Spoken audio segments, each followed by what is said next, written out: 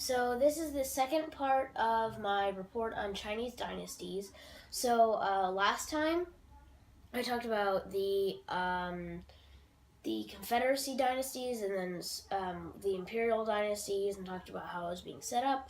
And I ended with the creation of gunpowder and the overthrow of the Tang dynasty. Okay, so after this, in 1273, the Mongol Empire conquered the Song dynasty, thus founding the Yuan dynasty, which means great. I'm pretty sure it was the biggest out of the dynasties, although it could have been the Qing, which was the last one, but I'm pretty sure it's the Yuan.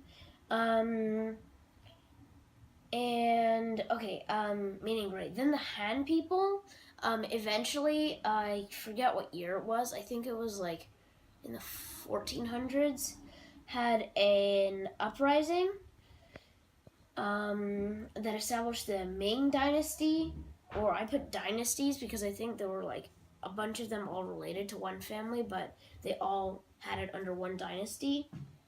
And this dynasty was the last ethnically Han dynasty, which is a group of people that live sort of in the southeast of China. The Manchus are in the north, and then the monk people are in the west. I don't know what they're called, the monkey peoples. And the Ming Dynasty is credited as being one of the most economically and politically and socially, not necessarily stable, but like great systems of government and countries and rulership. This dynasty finished the Great Wall and built the Forbidden City. And they had a really good social system. I think they were pretty forward-thinking. Or not I think is in my opinion, like I think as in what I've read. They were very, for the most part, economically pretty sound. They had one of the biggest navies for their era. They had massive trade routes just from, because Marco Polo came during the Yuan dynasty.